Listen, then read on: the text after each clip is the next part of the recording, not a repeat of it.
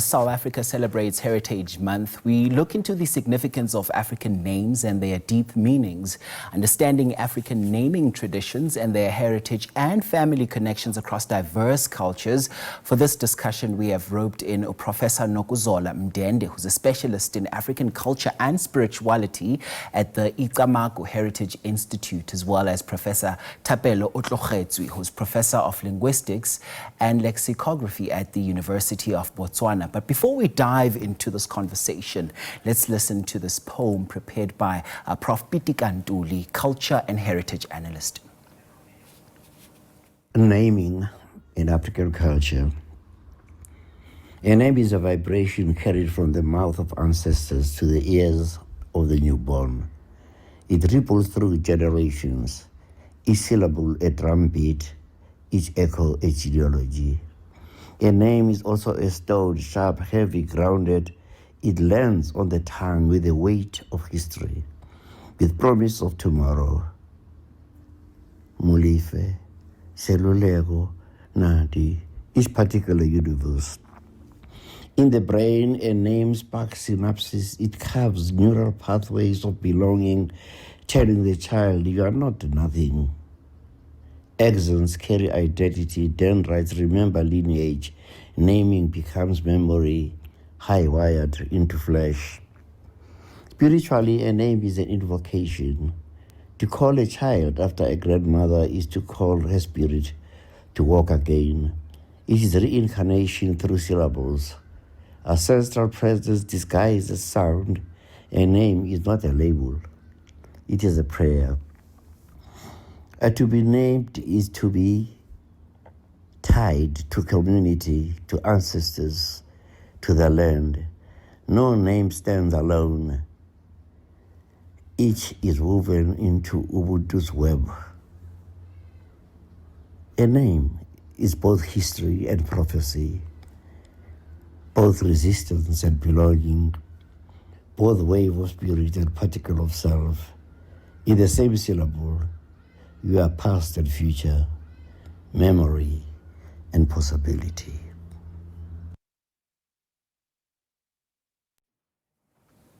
So let's dive straight into it. Professors, thank you so much for your time this hour. There was a haunting poem we just heard there from Prof. Pitika Ntuli. Thank you so much for joining me on the agenda at this hour. First, maybe let's start with you, Professor Mndende. I'd like to first just start by expressing my reverence for African names. You know, we are seeing many of those coming to the fore lately, and they mostly, tag of depth, a tag of history and identity. And here's the thing, we're seeing more and more people now reclaiming their African names. Just what, in your view, does this moment signify about the identity and self-definition in South Africa, in the South African context? Thank you very much. I'm very happy to be invited here, and greetings to you, Prof, and Professor Pitika. What I wanted to explain here is that a name is very important in African culture because it determines your identity. And you must also understand that in the original practice, there is a namer and the named.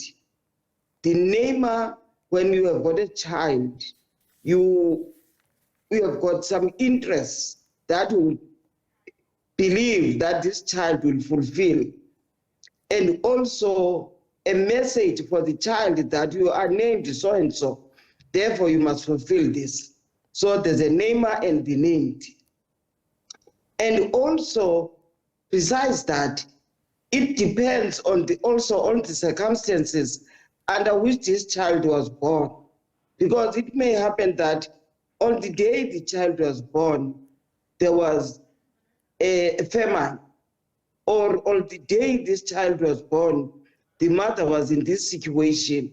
So a name in African culture always carries a meaning. So it's very important. But I must also explain that this was then. Now, it changed because In the past, as I said, it was our identity. Now it's changed when colonialism came in, because instead of being given the name Nokuzola or Madamini, we were given the Jewish names and the Roman names. So that means the identity was confused. Okay, that is why today you have Abraham, you have Cynthia and Patricia, because our bosses could not pronounce our names. So there was a problem of identity crisis. And thirdly, there is furthering of this problem. I hear you when you say they are coming back to their identities, but in one way. But in the other way, there is further confusion. Let me tell you now that you find that our children now are naming their children using biblical names. That is why today you will find that there are children who are being called Zimi ngona phakathi inceba zikaThixo, uthando lukaThixo lunika kolunika kukho kungentando ojengaye andinalo. I don't have another hope, andinalo alwaba, and this alwaba is made at the grace of our Lord. So kukho alwaba. So it's more confusion that is happening now. And the last confusion is our daughters-in-law. You know, when a daughter-in-law is named, is being called the mother of, because you are having that hope that I'll be having great children. So the mother of, and in Xhosa, the mother of starts with N-O. Now, these young girls, I think they don't want to be told to know something. Yes, and Prof. Mndende, okay. I must add there that you've actually touched on so many layers of this conversation, as we will be peeling off those layers as we continue. Let's bring in Prof. Otlogetswe now. And Prof, you know, Prof. Mndende has touched on so much, and I think she's also brought on the point that many have been talking about, where people have argued that the imposition of English or European names was not a neutral process at all, that it was part of a colonial project of erasure. Would you agree with this statement, and just what psychological and cultural impact has that thought, you know, filtered through to the generations of Africans? Yes, I definitely agree. We have a team of researchers here at the University of Botswana who are actually focusing on the study of names. And definitely the church, you know, when we met missionaries, there was a lot of interest in making sure that we get Christian names or biblical names, which definitely reflected our interaction with the church and the school system. But I thought you started with something which is quite happening here in Botswana, which is very fascinating. The fact that many, many young people are actually turning to African names and bringing very, very fresh naming patterns, which we didn't have, say, a couple of 20, 30, 40 years ago. So there is definitely an impact that we have suffered from colonialism, or from the period where we met the missionaries and European traders. But I think that did not completely erase our identity, our naming patterns. The key issue I want to emphasize here is the element of memory retention. We have always used the names as a tool to retain memory of either what is happening at the time that the child is born, or in terms of our hopes, whether there was a funeral, there was a famine, there was a rain that was happening. The issue of memory, that we are hoping this for our child, we want to remember this, has been at the center of naming patterns. So we have a collective here in Botswana, a team of colleagues who are into the field of onomastics, really looking at the naming patterns to say, what are we doing as Africans in terms of our patterns in naming? And central to that, we have found that the issue of memory has been key. let us not remember either the pain or the good times at the time of birth has been key. And I want us to really touch on that role that memory has played, because also we hear some scholars often speak about African cosmology as well as symbolism. And in earlier times, people would take the utmost care in naming a child. So just what deeper meanings are embedded in the act of naming a child, Prof. Mndende? And I ask this in the context of hearing the saying that you must be careful of what you name your child, as they might just emulate their name going forward. Yes, when our parents were naming and our ancestors were naming their children, they were having some wishes, positive wishes. So you can't give a child some negative wishes, because the child will follow that. So positive wishes that this child must be named Uzulake, that means you must build your homestead. Or sometimes this child, it is, in my language, once I find a name called Uwelegazi and Nomawele, we know that these are twins. But when the child that comes after the twins is called Impusi. So when a girl is called Nompusi or Impusi, we know, because this must remind ourselves about how this child was born. So is Impusi is the child that comes after the twins, or is the firstborn, or is the first woman that is born? So there's always a tag positively next to the name of this child. So that one is very important. That is why I said it determines the identity of the child. Who is this child? And you must understand, again, there were two most important, before the colonialists came, two most important things. That is a personal name and also a clan name. Some are named after their forefathers, a clan name, but you must understand, as we are young, that the surname also came with the colonialists, because they couldn't register us. So they preferred that, okay, let's come with a surname, one name. That is why there's a confusion amongst Amaxhosa, and not amongst others. Amongst Amaxhosa, they would even use the English names or the colonial or your boss's name. So you find that there are people who are having surnames like the months of the year, or English surnames and so on, which do not have anything to do with their identity. In fact, they are confusing the identity of the child. So what was important was the clan name. The fact that I'm a Dlamini, that means I'm related to somebody else who is a Dlamini. So it was also to unify the families. But because of colonialism, that disentangled the family members is worse now, because again, there is still a problem of uprooting that original understanding in order for them not to remember their identity, but to remember the transplanted identity that came here. Yes, and Prof. Otlogetswe, still on that line of thought, many occasions we hear in African philosophy, a name is not just separate from a person.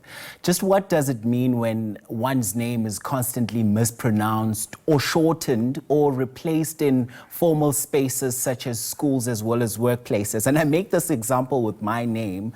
When you shorten my name, Umxolisi to Umxo, it does not really lose its context and its essence. It will still mean the same. But you have other names that change completely in shape, in form, and meaning when they are shortened.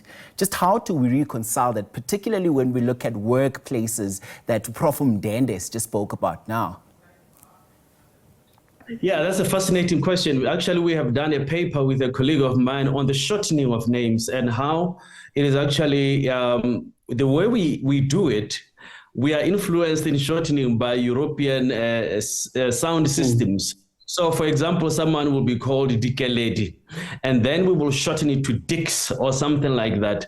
And you find that in Tswana phonotactics, or the mixture of sound, you don't have a X, so you can't have a Dix, which shows that actually what you have done, you have robbed that name of its meaning, and it's lost. Now what you have are sound systems which are alien to the culture itself. So the shortening of names, you find that instead of following the rules of the language, like Nkele for Dikeledi, for example, people go into a European or Anglo-Saxon system of shortening of the names. So I think we can encourage our people that if you are to shorten someone's name, you should shorten it using the same sound patterns and syllables that are unique to the language itself. You don't have to go outside the language itself to use, say, English system of shortening names. Now, that robs the meaning. And sometimes it's someone's shortening or even nicknaming. You end up with someone say completely a different names. Take a name like Mpo, which is a beautiful name, meaning a gift. In workplace, an individual like that is sometimes called a poster, which is a completely different name, which is an English name. It's not even shortening. So I think in interacting with our names, it is important to actually use our own systems, our own indigenous sound systems, and we should encourage this so that even when we come to the shortening or the nicknaming, we still use the sound system either unique to Zulu, Xhosa, Setswana, Sepedi, and so on. And we do not jump into English just because we are shortening, because that is totally unavoidable and it's quite common in our languages. And it has always been there. We can shorten African names and still use African sounds. So it does not mean just because you are shortening, you have to escape and now begin to shorten using an English sound system. And Prof. Mndende, I'm going to go back to that point that you made a bit earlier on, where we spoke about how we're seeing a wave of people that omit their other names. And this is purely because they might be even longing to reconnect, sort of take it back to grassroots, if you may. So what would you say to them at this point, as some of them even try to reconcile perhaps all their names and try maybe bridge the gap in a way? Yeah, Prof. Ntuli used to tease me. There is this middle name that my mother told me that I was given by a pastor. I don't know what Oscarine means. So I don't like that name, and I never included it. But unfortunately, because of my age, I can't take it out now because of my other documents. So I like it when the young ones now are taking off those colonial names, but there is still something in policy that is in our minds. If someone, I've got a friend who's Patricia, but the people call her Pet. So people think that now a pet is more superior than any other name. So we still have that mentality. And one thing I like to mention here, even if we don't have time, there is this confusion that we even find amongst our leaders today. For instance, there is a difference in policy between ukuhola, to pull, and ukuhupa is something else. So the name of Tata Mandela, there's to you haul from the forest because you're going to use it. That's not troublemaker. But the people are always saying that is troublemaking. That's not true. So that is why there's a problem for the people like Prof and others, that they must do further research on the meaning of our names. Yes, we have nicknames. That is why there was a point that I wanted, because your wives in policy, I must caution them, because now in our tradition, when your daughter-in-law is going to be a mother or somebody. So will be no Bantu, will be no Sizwe. Now these young girls, they don't want that. No, we don't want it. We want to be called Lisakanya and so on. And in my tradition, these are boys' names. So instead of reviving and restoring, now there is a confusion and imposing by the young ones to the elderly ones on how to name their children. And you find Nkolis himself saying, Mama, don't call my wife. And you know this is outdated. What's wrong when you are restoring what was there in order to move forward? And I must wrap it up now. We are out of time, but I'm going to give you just a quick one, Prof, on Otlogetswe. Just how do African naming practices continue as we're having this conversation differ across the cultures? And just what can we learn about unity through diversity in these naming practices, just in reflecting the rich cultural diversity that everybody enjoys? Just a quick one. Yeah, I think what I'm beginning to see, and which is actually encouraging here in Botswana and I think in South Africa, because I get an opportunity to travel to Kimberley and to Pretoria and to talk to other Tswana speakers, is that Africans are beginning to also adopt names from other African cultures. This is very, very important for unity. So I'm seeing a lot of Botswana who have given their children Zulu names, Xhosa names. Some borrow from other African cultures in Ghana and so on. This is very, very good because it means that we are identifying the fact that we don't just have to get naming patterns from Europeans. We can borrow from each other, from our neighbors. This also strengthens unity. It means that we respect each other, we appreciate each other's culture. Because in any case, we are intermarrying, we are dressing similar clothes, we are borrowing from each other. So it's about time that we see an increasing pattern of borrowing names from each other. And I really like what I've been seeing. Thank you very much. I think that is the last point I would like to make. Thank you so very much. That's, of course, Professor Thapelo Otlogetswe, who is Professor of Linguistics and Lexicography at the University of Botswana, as well as Professor Nokuzola Mndende, who's specialist in African culture and spirituality at the Icamagu Heritage and Institute. Thank you so very much for your insights this hour on the program.